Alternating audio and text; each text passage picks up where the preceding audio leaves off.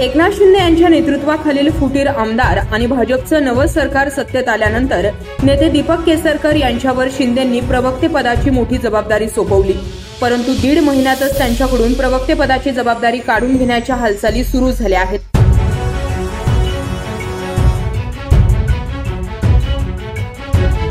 गेल्या 3 आठवड्यांपासून अनेक पत्रकार परिषदांमधून केसरकरांनी भाजप शिंदे गटात कटुता निर्माण होईल अशी विधाने केल्यानं भाजपचे काही आमदार नाराज आहेत।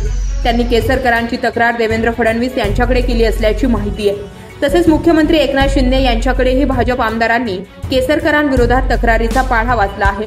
त्याचमुळे केसरकरांची मुख्य प्रवक्ते पदावरून उचलबांगडी करून त्यांच्या जागी शिंदे गटाचे मुख्य प्रवक्ते म्हणून किरण पावसकर यांची नियुक्ती होणार असल्याची माहिती अधिकृत सूत्रांकडून मिळते। दीपक केसरकर यांची राणेंचे कट्टर विरोधक म्हणून ओळख आहे। सिंधुदुर्ग जिल्ह्यातील त्यांचं कट्टर राजकीय वैमनस्य संपूर्ण महाराष्ट्राला परिचित आहे। इकडे राज्यात शिंदे फडणवीसांनी एकत्र येऊन सत्ता स्थापन केली असली तरी संधी मिळेल तेव्हा केसरकर नारायण राणे यांच्यावर तोफ डागत राहिले। अगदी सुशांत सिंह राजपूत मृत्यू प्रकरणात नारायण राणेंनी वारंवार आदित्य ठाकरे यांचं नाव घेऊन बदनामी केली असा गंभीर आरोप केसरकरांनी राणेंवर केला। त्यानंतर मात्र नारायण राणे आणि त्यांचे सुपुत्र चांगलेच खवळले। त्यांनी थेट देवेंद्र फडणवीस यांच्याकडे केसरकरांची तक्रार केली आहे।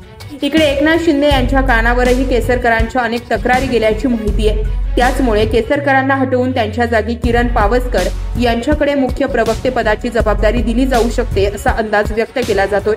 राणे समर्थक राजन तेली यांनी तर दीपक केसरकरांना आवरा, गरज नसताना भाजप शिंदे गटात कटुता निर्माण होतीये, त्यांनी वाचाळ बोलणं बंद करावं अशी थेट मागणी फडणवीसांकडे केली आहे। भाजपच्या नेत्यांनी काय बोलावं याचे अधिकार दीपक केसरकरांना दिलेले नाहीत। दीपक केसरकरांनी आपल्या मतदारसंघात जरा लक्ष द्यायला हवं। राज्यात शिंदे फडणवीसांच्या सरकारवर जनता खुश असताना केसरकरांच्या विधानाने भाजप शिंदे गटात कटुता निर्माण होतीये ती टाळली पाहिजे असं राजन तेली यांनी म्हटलंय।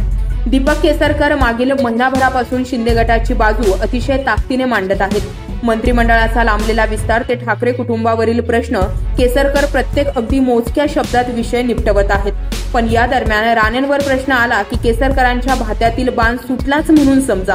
राणेंवर टीका करण्याची एकही संधी ते सोडत नाहीत। गेल्या 1.25 महिन्यापासून शिंदे गट आणि भाजपातील इच्छुकांचे डोळे कॅबिनेट विस्ताराकडे लागले आहेत। कुणी मंत्रिपदासाठी गुडघ्याला वाशिंग बांधून बसले तर कुणी देव पाण्यात बुडवून ठेवलेत। दीपक केसरकर हे माजी गृहराज्यमंत्रीपदी आहेत। ठाकरे सरकारमध्ये केसरकरांकडे कुठलंही मंत्रिपद नव्हतं, पण आता त्यांचं मंत्रिपद निश्चित मानलं जात आहे।